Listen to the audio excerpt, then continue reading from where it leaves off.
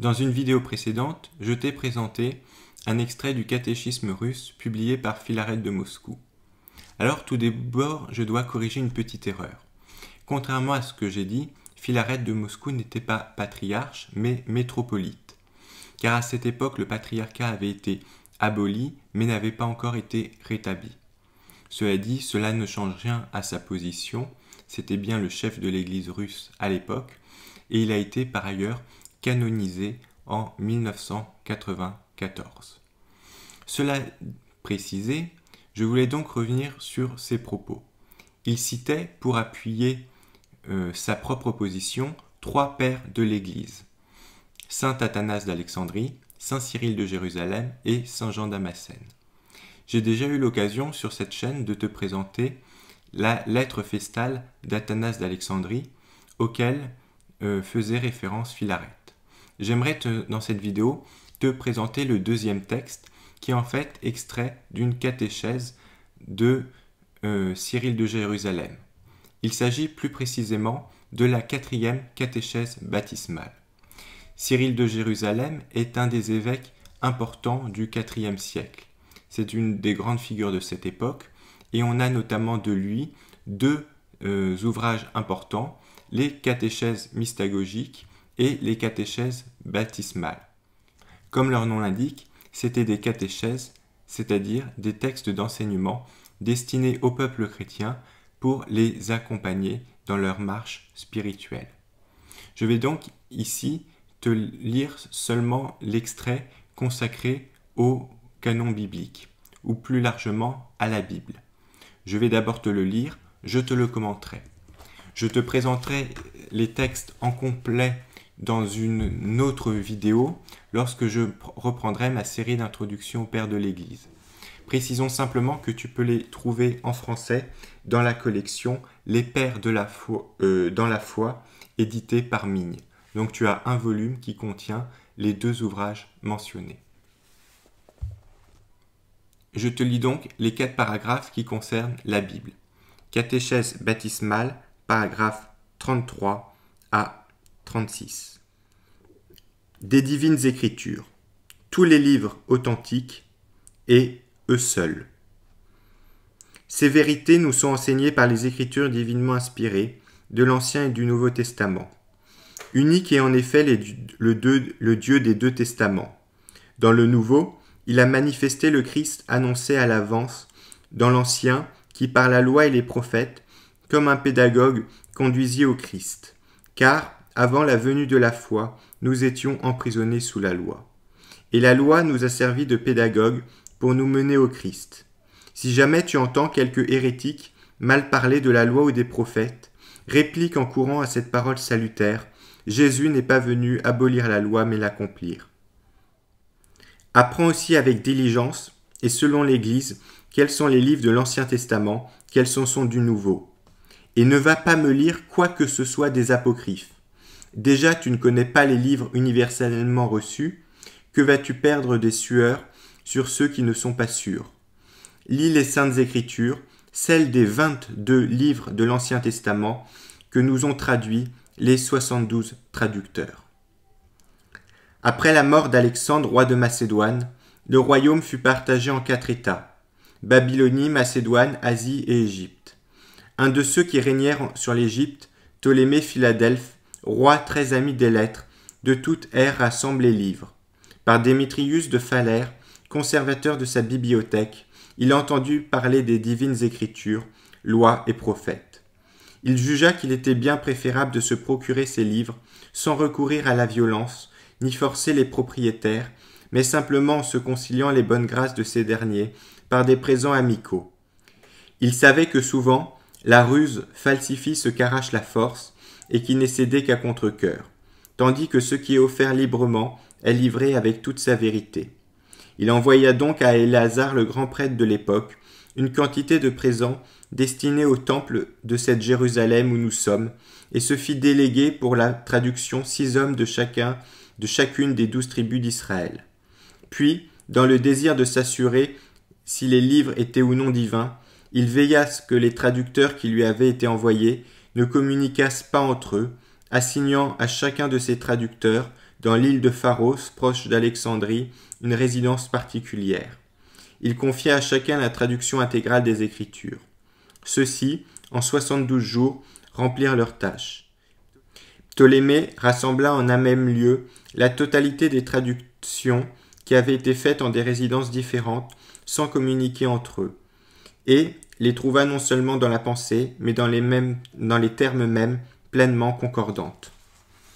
Leur travail n'était pas en effet recherche de mots et agencement d'artifices humains, mais, sous l'action du Saint-Esprit, avait été menée à bonne fin la traduction des divines Écritures dictées par le Saint-Esprit. Les 22 livres de l'Ancien Testament. Lis les 22 livres de ces saintes Écritures et n'aie rien de commun avec les apocryphes. Fréquente avec application les seuls livres que, dans l'Église, nous lisons avec assurance. Les apôtres et les évêques de jadis étaient bien plus sensés et religieux que toi, eux les chefs de l'Église, qui nous ont transmis ces livres. Toi donc, qui es enfant de l'Église, ne falsifie pas le dépôt sacré. Fréquente donc, comme on vient de le dire, les 22 livres de l'Ancien Testament. Si tu as le goût de t'instruire, efforce-toi, tandis que je les énumère, d'en retenir les noms. Les 5 livres de Moïse sont les premiers de la loi, Genèse, Exode, Lévitique, Nombre, Deutéronome. Vient ensuite Josué, fils de Navé, puis le livre des juges, avec le petit livre de Ruth, compté pour le 7e. Des autres livres historiques, le premier et le deuxième sont ceux des rois, qui chez les Hébreux ne font qu'un seul livre. De même, le 3e et le 4e n'en forment qu'un. Semblablement, chez eux, le premier et le deuxième des Paralipomènes ne font qu'un livre, et on ne compte que pour un, le premier et le deuxième d'Esdras. Le 12e livre est celui d'Esther, voilà les livres historiques. Les livres poétiques sont au nombre de 5, Job, le livre des psaumes, les proverbes, l'Ecclésiaste et le Cantique des Cantiques, 17e livre. Viennent ensuite les 5 livres prophétiques, un seul livre pour les 12 prophètes, un pour Isaïe, un pour Jérémie, à qui l'on joint Baruch. Les traînes et la lettre ensuite Ézéchiel. Enfin Daniel, 22e livre de l'Ancien Testament. Les livres du Nouveau Testament. Le Nouveau Testament a seulement 4 évangiles, car les autres usurpent ce titre et sont malfaisants. Les manichéens ont sur leur liste un évangile selon Thomas. Imprégné d'un parfum superficiel parce qu'il a non-évangile, il perd les âmes des gens un peu simples. Reçoit aussi les actes des 12 apôtres et en outre les 7 épîtres catholiques de Jacques, Pierre, Jean et Jude. Sauf final, l'ensemble des derniers écrits des disciples, les 14 épîtres de Paul. Quant à tous les autres écrits, qu'ils restent à la porte, c'est de la seconde zone. Et tout ce qu'on ne lit pas dans les églises, ne le lis pas non plus en ton particulier, comme tu viens de l'entendre. Voilà pour ce sujet. Alors, plusieurs remarques sur ce texte. Notons tout d'abord qu'il commence par mettre en garde contre l'hérésie des marcionites et de certains gnostiques qui séparent l'Ancien et le Nouveau Testament. C'est justement un sujet dont je t'avais déjà parlé et dont je te reparlerai prochainement à l'avenir, puisque c'est en ce moment très à la mode dans certains milieux, notamment dans certains milieux chrétiens, mais qui sont surtout des chrétiens identitaires. On sait par exemple qu'en France, ces thèses marcionites sont actuellement beaucoup diffusées par Alain Soral. Je vais t'en reparler prochainement. Mais aussi par d'autres, et notamment Youssef Indy, dont je t'ai parlé. Après avoir mis en garde contre ce marcionisme et l'avoir complètement rejeté, Cyril énumère les livres de l'Ancien et du Nouveau Testament. Mais avant cela, il nous raconte l'histoire de la Septante. J'ai fait toute une série de vidéos sur ce sujet pour expliquer que les pères de l'Église étaient très attachés à cette version grecque des Écritures. On voit que c'est aussi le cas de Cyril. Seulement, il y a un détail qui est extrêmement intéressant et qui réfute une erreur que l'on entend couramment, c'est qu'ici, Cyril précise bien que dans la Septante, il n'y a que 22 livres. Pourquoi j'insiste sur ce point-là ? Car on entend parfois des personnes parler de canon de la Septante. Et ce canon de la Septante serait censé être plus large que le canon des Hébreux. Mais cela n'est pas exact, car la Septante est une version de la Bible. ce n'est pas un canon.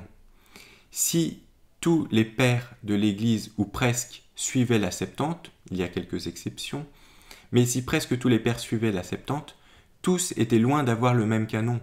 En réalité, quand on regarde les listes canoniques qu'ils donnent, on voit que certains ont un canon plutôt court, et c'est ici exactement le cas de Cyril de Jérusalem, qui dit explicitement qu'il n'y a que 22 livres, et qui va ensuite énumérer ces 22 livres, tandis que d'autres pères ont un canon plus large.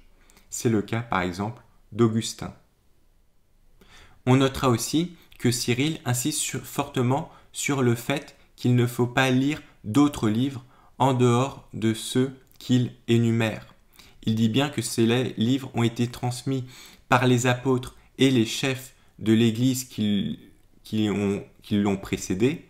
Et rappelons que Cyril est le chef de l'Église de Jérusalem quand même, donc l'Église de la toute première Église, l'Église des apôtres, et qu'il faut se tenir à cette liste-là. Et ce n'est pas un oubli de sa part, puisqu'il insiste fortement là-dessus. Cyril connaît l'existence des autres livres, mais il insiste sur le fait qu'il ne faut pas les lire et qu'il ne faut pas les mettre en tout cas au niveau des autres écritures divinement inspirées. Par conséquent, son lointain successeur, entre guillemets, Docité de Jérusalem, qui dira le contraire dans le concile qu'il convoque à la fin du XVIIe siècle, contredit donc directement Cyril de Jérusalem. Enfin, dernier point, notons l'absence de l'Apocalypse de Jean dans le Nouveau Testament tel qu'il est énuméré par Cyril de Jérusalem. Voilà ce que l'on peut dire sur ce sujet. Je t'invite cependant à regarder, si ce n'est pas déjà fait, les autres vidéos de ma série d'histoire du canon biblique afin de ne pas faire de contresens sur mes propos et sur le but de cette série. Je te dis donc à bientôt pour une prochaine vidéo.